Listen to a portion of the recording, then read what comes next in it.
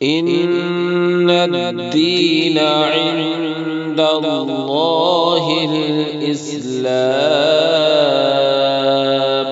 الحمد لله رب العالمين، والصلاة والسلام على سيد الأنبياء والمرسلين وعلى آله وأصحابه أجمعين. أما بعد، فأعوذ بالله من الشيطان الرجيم. بسم الله الرحمن الرحيم. قال الله تبارك وتعالى: يا أيها الذين آمنوا قوا أنفسكم وأهليكم نارا وقودها الناس والحجارة عليها ملائكة غلاظ شداد لا يعصون الله ما أمرهم ويفعلون ما يؤمرون. صدق الله العلي العظيم. وقال عليه الصلاة والسلام: مروا أولادكم بالصلاة وهم أبناء 7 سنين واضربوهم عليها وهم أبناء 10.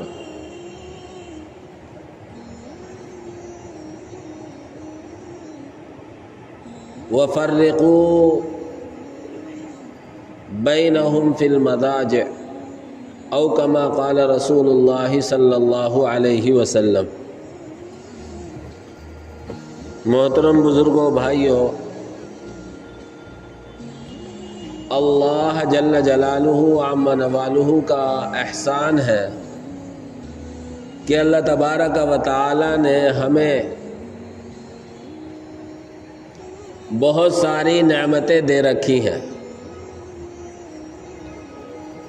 اور اللہ کی چھوٹی سے چھوٹی نعمت بڑی قیمتی ہے.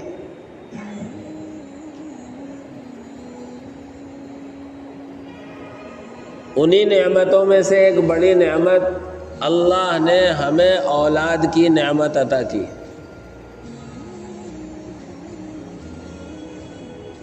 اولاد کی نعمت بھی ایک ایسی نعمت ہے کہ اللہ نے ہر ایک کے دل میں اس کی خواہش پیدا کی. نکاح کے بعد سب سے پہلی فکر یہ ہوتی ہے، نکاح کرنے والوں کو بھی اس کے گھر والوں کو بھی، کہ اللہ کوئی خوشی دے.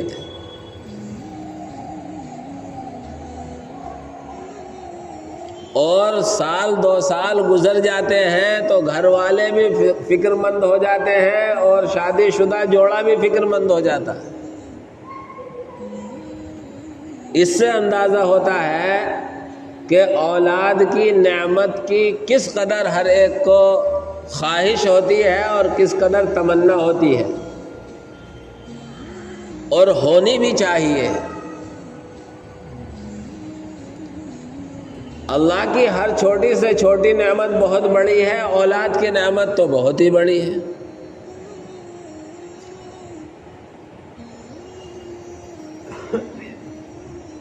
لیکن ہر نعمت کا صحیح استعمال انتہائی ضروری ہے.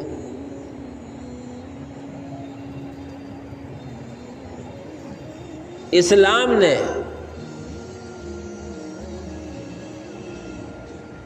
اپنے ماننے والوں کو کہیں بھی بغیر رہنمائی کے نہیں چھوڑا، بلکہ ہر جگہ اسلام نے اپنے ماننے والوں کی رہنمائی کی ہے. جو چیزیں ان کو کام دینے والی ہیں ان کے کرنے کا حکم دیا ہے، جو چیزیں ان کو نقصان دینے والی ہیں ان سے بچنے کی تاکید فرمائی. اسلام وہ مذہب ہے جس کے بارے میں ڈنکے کی چوٹ پر کہا جا سکتا ہے کہیں بھی اسلام میں ذرہ برابر کسی طرح کی نقص اور کمی کی تل دھرنے کی جگہ نہیں.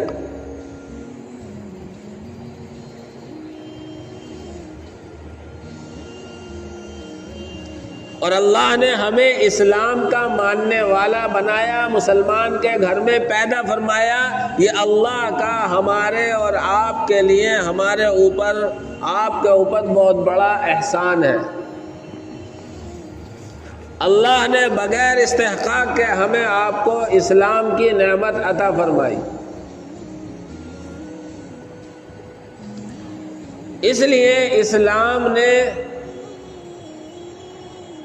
جہاں جو ہماری رہنمائی کی ہے اس رہنمائی کو ہمیں قبول کرنے ہی میں 100% کامیابی ہے. اس رہنمائی سے ہٹ کر اگر ہم زندگی گزاریں گے تو ہمارا سراسر نقصان.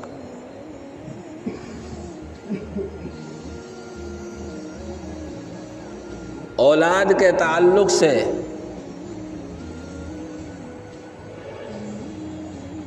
اسلام نے ہماری آپ کی اور اپنے ماننے والوں کی بڑی شاندار رہنمائی فرمائی. دنیا میں آدمی کو اللہ اور اس کے رسول کے بعد اگر کوئی چیز محبوب ہوتی ہے تو بیوی بچے ہوتے ہیں.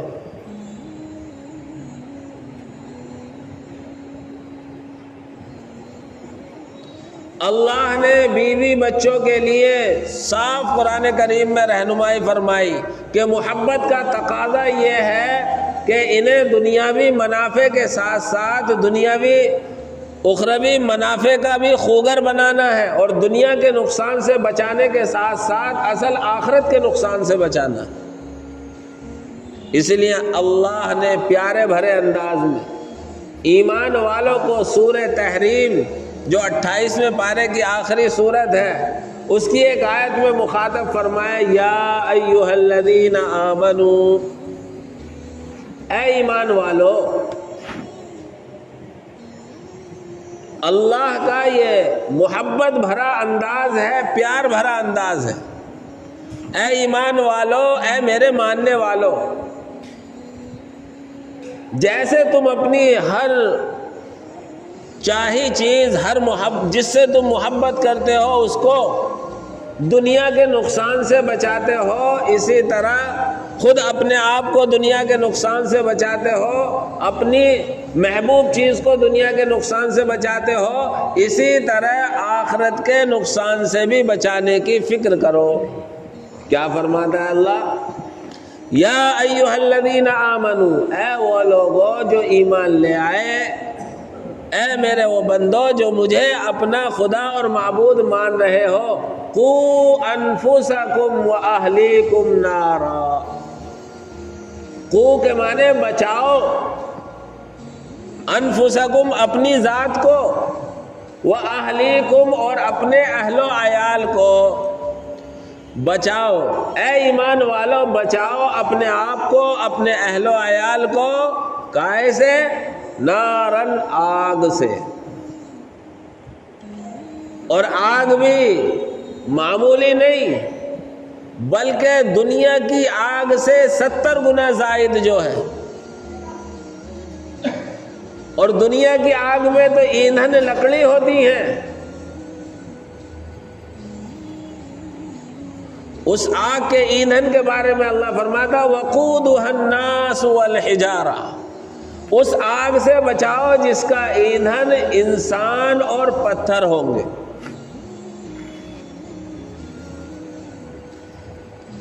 اور دنیا کی آگ سے بچانے والے بہت سے آ جائیں گے. کسی طرح آدمی بھاگ دوڑ کر کوشش کر کے چھلانگ لگا کر آگ سے نکل سکتا ہے. اس آگ سے جس کا ایندھن انسان اور پتھر ہے، اللہ فرماتا ہے وہاں سے نکلنے اور بچنے کا بھی کوئی راستہ نہیں ہوگا، کیونکہ وہاں فرشتے مقرر ہوں گے. علیہا ملائکۃ، اس آگ کے پہرے دار فرشتے ہیں، غلاظ بڑے سخت ہیں. ان کو کام ہی یہ دیا گیا ہے کہ اس آگ سے بچ کر کوئی نکل نہ پائے، لہذا اس کام پر وہ کاربند ہوں گے، اللہ کے اس حکم کو پورا کریں گے، سختی کریں گے، کسی کو جانے نہیں دیں گے. شداد، مزاج کے بھی سخت ہیں اور نگرانی کے بھی سخت ہیں. لا یعصون اللہ ما امرہم، وہ اللہ کے حکم کی نافرمانی نہیں کریں گے. دنیا میں کہیں سزا میں، کہیں جرم میں آدمی گرفتار ہو جائے بہت سے نگراں اور دیکھ بھال کرنے والے جیلر رشوت لے کر مجرموں کو نکال دیتے ہیں۔ اللہ نے اس چیز کو بھی صاف کر دیا، لا یعصون اللہ ما امرہم، اس آگ پر ایسے فرشتوں کو مقرر کیا گیا ہے کہ وہ اللہ کے حکم کی نافرمانی نہیں کریں گے، یعنی وہاں کوئی رشوت، کوئی کسی طرح کی دلالی اور کسی طرح کا کوئی لالچ نہیں چلے گا۔ وَيَفْعَلُونَ مَا يُؤْمَرُونَ، اور وہ وہی کام کرتے ہیں جس کا اللہ تعالیٰ کی طرف سے انہیں حکم دیا جاتا ہے۔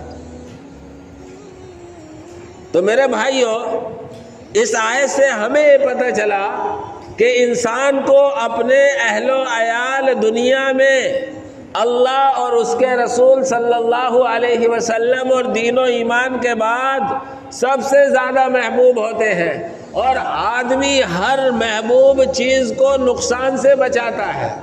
جس کو چاہتا ہے اس کے لیے یہ فکر مند ہوتا ہے کہ اسے کسی طرح کا نقصان نہ پہنچے، کسی طرح کی کوئی تکلیف نہ پہنچے۔ تو جس طرح ہم دنیاوی نقصان سے بچانے کی فکر کرتے ہیں، اسی طرح ہمارے لیے بلکہ اس سے کہیں زیادہ یہ ضروری ہے کہ ہم اپنے اہل و عیال کو اخروی نقصان سے بچائیں۔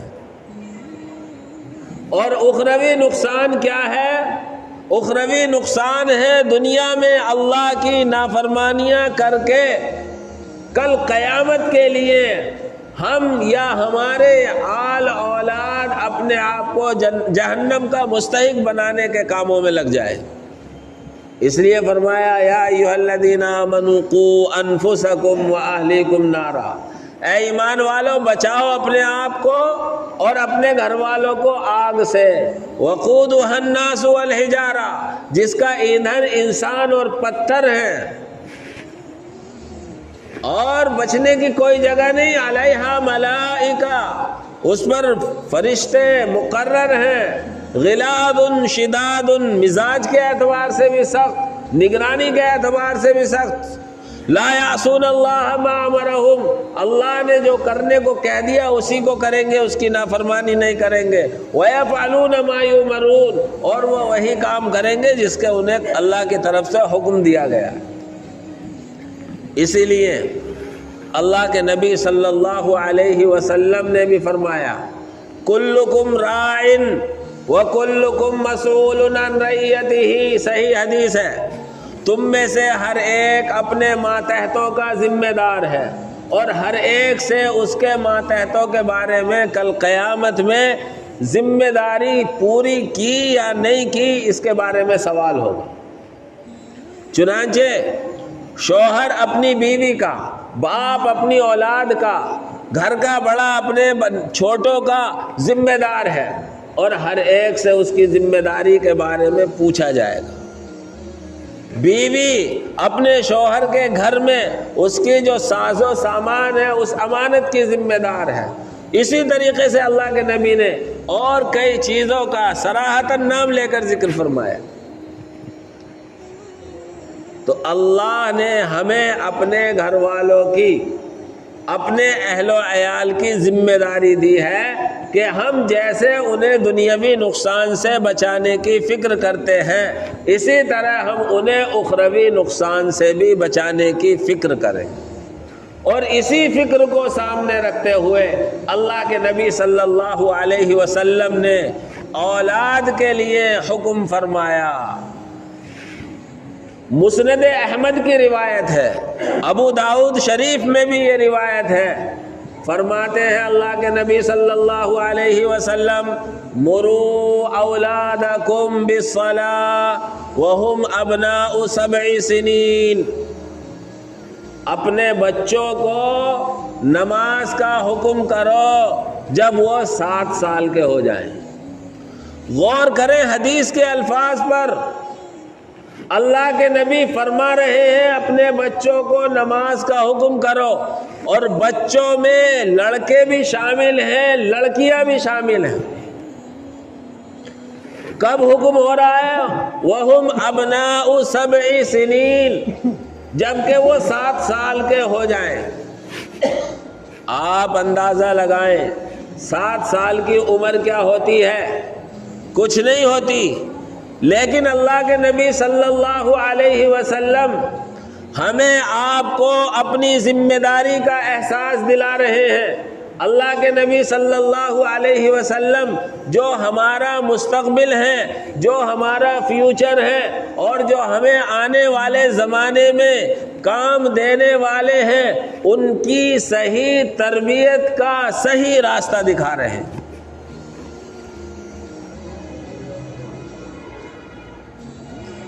آج میں بھی سوچوں اور آپ بھی سوچیں، کیا ہمارے کبھی ذہن میں یہ آتا ہے کہ ہم اپنے 7 سال کے بچے کو کہیں کہ چل نماز کے لیے مسجد؟